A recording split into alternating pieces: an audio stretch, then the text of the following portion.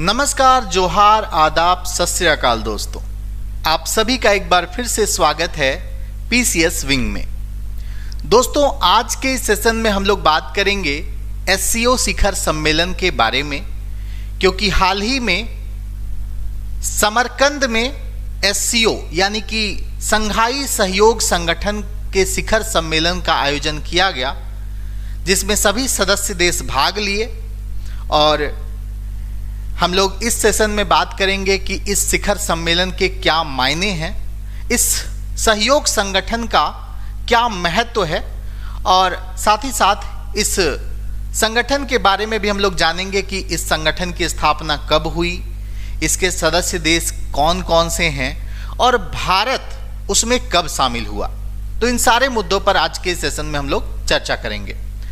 तो दोस्तों, आपको बता दें कि एससीओ यानी कि संघाई सहयोग संगठन एक अंतर सरकारी संगठन है। मतलब इसमें कई देश सदस्य हैं, जिसमें एक भारत भी है। हाल ही में उज्बेकिस्तान के समरकंद में शिखर सम्मेलन का आयोजन किया गया, जिसमें सदस्य देश के नाते भारत के प्रधानमंत्री नरेंद्र मोदी भी शामिल हुए। अब इस शिखर सम्मेलन की चर्चा करना इसलिए भी महत्वपूर्ण है क्योंकि 2 साल कोविड का दौर रहा। उस दौर में ये शिखर सम्मेलन जो है वो फिजिकली नहीं हो पाए थे, मतलब वीडियो कॉन्फ्रेंसिंग के माध्यम से हुए। तो इस बार का सम्मेलन 2019 के बाद ऐसा सम्मेलन था जो फिजिकली हुआ, सभी देश के सदस्य भाग लिए, है ना। तो आइए हम लोग एक एक करके जानते हैं इस शिखर सम्मेलन के बिंदुओं के बारे में कि क्या क्या इसमें महत्वपूर्ण चर्चाएं हुई, और साथ ही साथ ये जो संगठन है उसके क्या उद्देश्य हैं। ठीक है, तो आइए देखते हैं। आप यहाँ पर इस फिगर के माध्यम से देख सकते हैं कि भारत, चीन और रूस जैसा देश भी इस संगठन का सदस्य है। हालांकि इस संगठन की अगर हम बात करें, 15 और 16 सितंबर को एससीओ का शिखर सम्मेलन का आयोजन उज्बेकिस्तान में समरकंद एक स्थान है, वहां पर इसका आयोजन किया गया। जून 2019 में इन पर्सन शिखर सम्मेलन जो है किर्गिस्तान के बिश्केक में किया गया था। मतलब इससे पहले इन पर्सन शिखर सम्मेलन का मतलब होता है कि सारे सदस्य देश एक जगह पर मौजूद होते हैं और आमने सामने बैठ करके बातें होती है ना।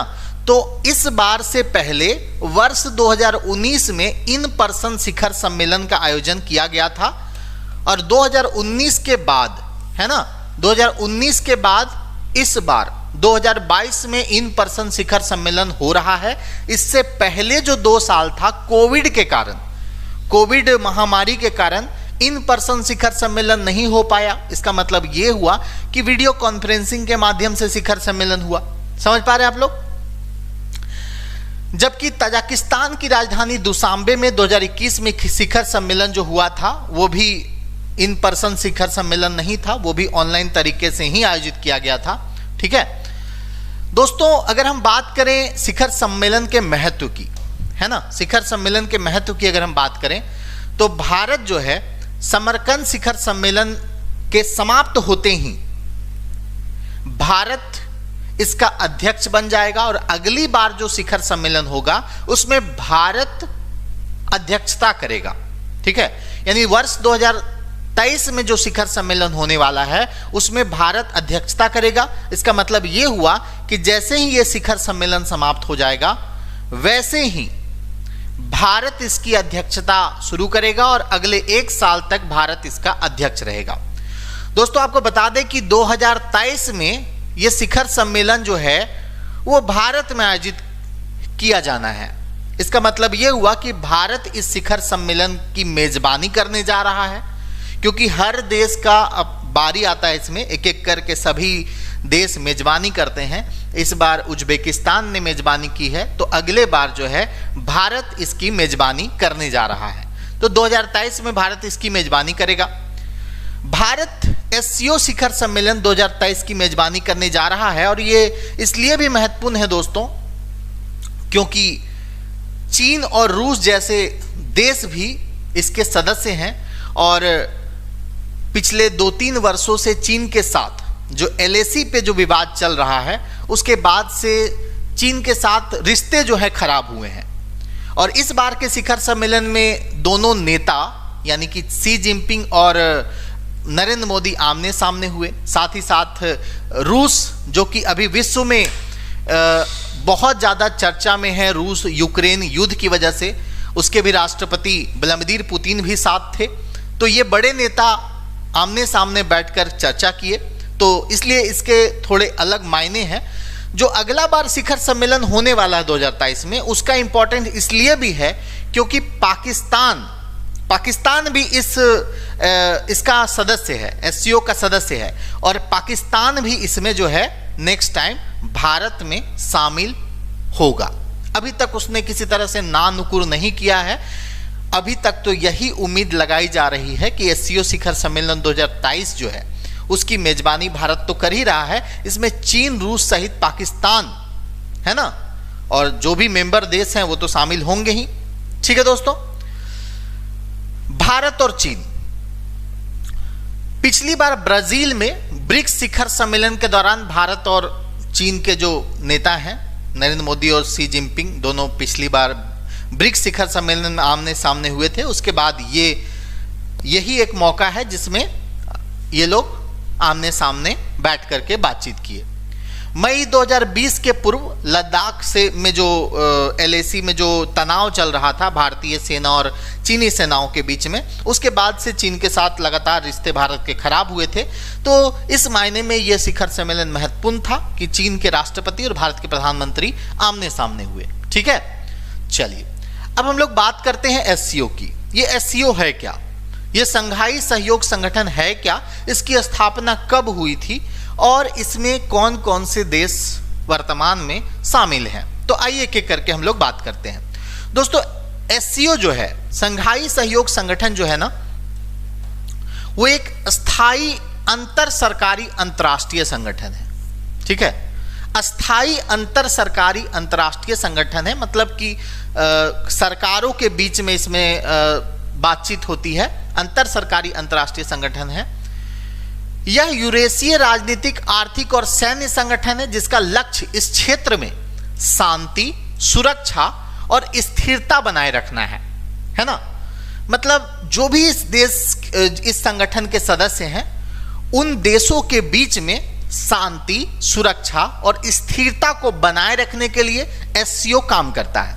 ठीक है, इसका गठन जो है दोस्तों 2001 में हुआ है।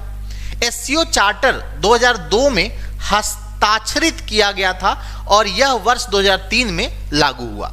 यानी कि एससीओ का जो गठन हुआ है 2001 में हुआ है, एससीओ चार्टर 2002 में बना, मतलब उसमें हस्ताक्षरित किया गया, और लागू जो हुआ 2003 में। यानी 3 लगातार वो साल है जब एससीओ के गठन, उसके चार्टर पर हस्ताक्षर और उसको लागू किया जाना। 2001 में एससीओ का गठन होता है, 2002 में उसके चार्टर यानी कि जो रूल्स हैं उस पे हस्ताक्षर किए जाते हैं और 2003 में उसे लागू भी कर दिया जाता है। ठीक है, अब देखिए एससीओ आखिरकार बना कैसे और भारत इसका सदस्य कैसे बना, है ना, इस पर बात करते हैं। दोस्तों वर्ष 2001 में एससीओ के गठन से पहले की अगर हम बात करें तो कजाकिस्तान, चीन, किर्गिस्तान, रूस और ताजिकिस्तान, ठीक है, संघाई 5 के सदस्य थे। पहले इसका नाम संघाई सहयोग संगठन नहीं था, पहले इसका नाम था संघाई 5, है ना। 2001 से पहले की बात कर रहा हूं। 2001 में तो ये बना संघाई सहयोग संगठन, लेकिन उससे पहले ये संघाई 5 था और संघाई 5 में जो सदस्य देश थे वो कजाकिस्तान, चीन, किर्गिस्तान, रूस और ताजिकिस्तान इसके सदस्य थे। ठीक है, संघाई 5 1996 में इसका उदय हुआ था। जो ये सभी देश थे उसके सीमा का सीमांकन करने के लिए, है ना, और विसैन्यीकरण वार्ता करने के लिए इसका गठन 1996 में किया गया था, जिसमें कि आप देख सकते हैं 4 पूर्व सोवियत गणराज्यों द्वारा चीन के साथ, यानी कि जो आप यहां देख रहे हैं कि रूस हो गया, किर्गिस्तान हो गया, कजाकिस्तान हो गया, ताजिकिस्तान हो गया। ये सभी पूर्व सोवियत संघ के सदस्य थे। ये पूर्व सोवियत संघ के सदस्य चीन के साथ मिल करके संघाई 5 का गठन किए थे, ठीक है, ताकि इन सभी देशों के सीमाओं की सुरक्षा की जा सके, सीमाओं की रक्षा की जा सके, ठीक है। उसके बाद वर्ष 2001 में संगठन में उज्बेकिस्तान को शामिल किया गया, ठीक है। वर्ष 2001 में इस संगठन में उज्बेकिस्तान को शामिल करने के बाद संघाई 5 का नाम जो है बदलकर SCO यानी संघाई सहयोग संगठन कर दिया गया, संघाई कोऑपरेटिव ऑर्गेनाइजेशन कर दिया गया। भारत कब बना? 2017 में, ठीक है। और पाकिस्तान भी कब बना? 2017 में, ठीक है। यानी कि वर्ष 2017 में भारत और पाकिस्तान SCO का सदस्य बन गया, ठीक। यानी कि अगर हम अभी बात करें टोटल कि पहले संघाई 5 था, फिर आपका उज्बेकिस्तान इसमें जुड़ा तो 6 हो गया, और बाद में भारत और पाकिस्तान जुड़ गए तो 8 सदस्य देश इसके हो गए, ठीक है। आप यहां पर इस मानचित्र के जरिए देख सकते हैं कि ये सदस्य देश हैं, है ना। इस मानचित्र में सारे सदस्य देशों को कलर किया गया है। यहां पे आप देख सकते हैं रूस है, चीन है, चाइना हो गया, कजाकिस्तान, किर्गिस्तान, रसिया, ताजिकिस्तान, उज्बेकिस्तान, इंडिया, पाकिस्तान, है ना। जिसमें उज्बेकिस्तान कब जुड़ा है? 2001 में जुड़ा है। उससे पहले ये 5 देश थे। ये 5 देश संघाई 5 के नाम से जाने जाते थे। जिस संघाई 5 का गठन कब हुआ था? तो 1996 में हुआ था दोस्तों। उसमें आप देखिए ऑब्जर्वर स्टेट, मतलब एक तो ये सभी मेंबर हैं, है ना, डायरेक्ट ये लोग सदस्य हैं, लेकिन ऑब्जर्वर देश के रूप में अफगानिस्तान, बेलारूस, ईरान, मंगोलिया भी आते हैं, ठीक है।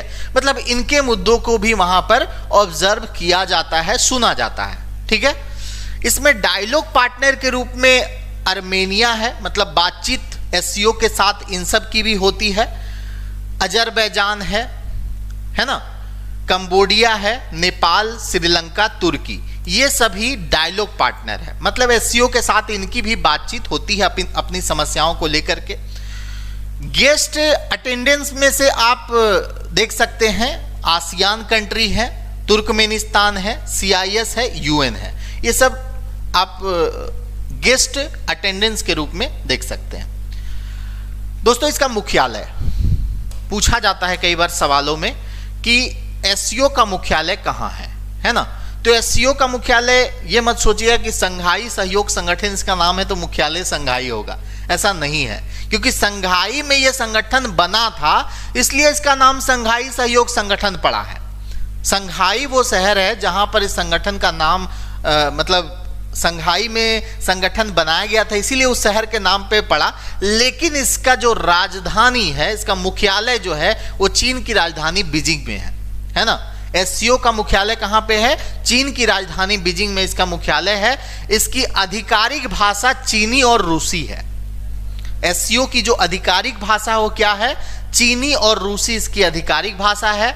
सेक्रेटरी जनरल यानी महासचिव वर्तमान में बलमदीन नौरोब है ना।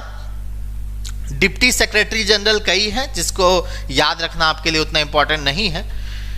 SCO का विस्तार, आइए इसके बारे में हम लोग जानते हैं। यह देखा गया है कि SCO का अंतर्राष्ट्रीय प्रभाव जो है बढ़ रहा है। रीजन है, रूस इसका सदस्य है, चीन इसका सदस्य है, भारत जैसा देश इसका सदस्य है, तो अंतर्राष्ट्रीय प्रभाव तो बढ़ेगा ही। और SCO चार्टर के सिद्धांतों को व्यापक रूप से स्वीकार भी किया जा रहा है, ठीक है। पूरे विश्व इसके स्वीकार कर रहे हैं। अब देख सकते हैं वर्ल्ड में बड़े बड़े संगठन हैं, जैसे कि G20 है, जैसे यूनाइटेड नेशन है, तो जिसके चार्टर को ज्यादा से ज्यादा लोग स्वीकार करते हैं, ज्यादा से ज्यादा देश स्वीकार करते हैं, उस संगठन का महत्व धीरे धीरे बढ़ता चला जाता है, ठीक है। चीन और रूस समूह, इसमें 2 विश्व के शक्तिशाली देश हैं, चीन और रूस। तो इन दोनों को मिलाकर के पश्चिम में जो आप जानते हैं उत्तरी अटलांटिक संधि संगठन है ना, जो नाटो है, तो कई बार इसको चीन और रूस चूंकि इसमें है तो नाटो के टक्कर का संगठन मानते हैं। हालांकि इनके पर्पस अलग अलग है ना। नाटो का पर्पस अलग है, संघाई सहयोग संगठन का पर्पस अलग है। समझ रहे हैं ना, काफी विरोधाभास है दोनों के पर्पस में।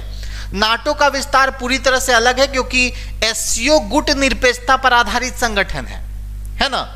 गुट निरपेक्षता पर आधारित एक सहकारी संगठन है, अंतर सरकारी सहयोग संगठन है, और इसमें कोई तीसरा लक्ष्य नहीं है दोस्तों, ठीक है। जबकि नाटो जो है शीत युद्ध की सोच पर आधारित है।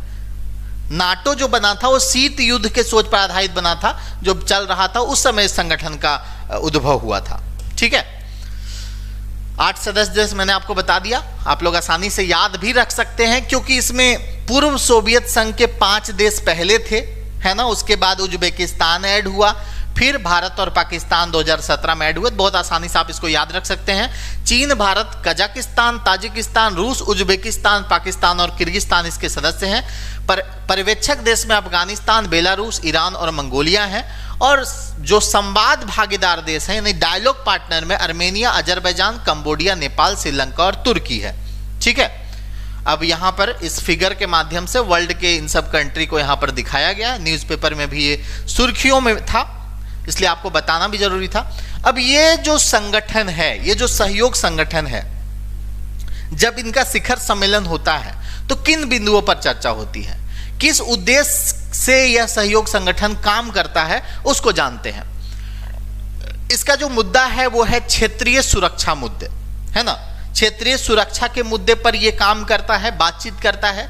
क्षेत्रीय आतंकवाद के खिलाफ में ये सारे देश हैं जो इसके सदस्य हैं, है ना, और उस पर भी ये संगठन काम करता है।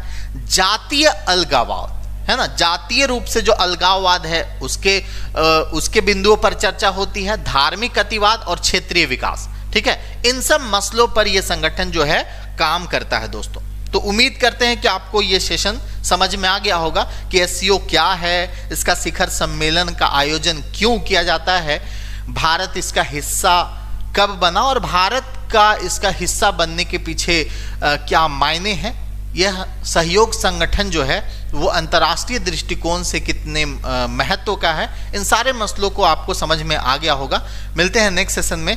आप लोग अगर चैनल पे नए हैं तो सब्सक्राइब ज़रूर कर दीजिएगा, और पीसीएस और आईएएस की तैयारी अगर आप कर रहे हैं तो इस चैनल से जुड़ें, आपको बिल्कुल उसी लेवल के कंटेंट मिलेंगे और बेस्ट से बेस्ट कंटेंट हम लोग प्रोवाइड करने का प्रयास करेंगे। बहुत जल्द इस चैनल पर भी आपको लाइव क्लासेस भी देखने को मिलेंगी। Thank you so much.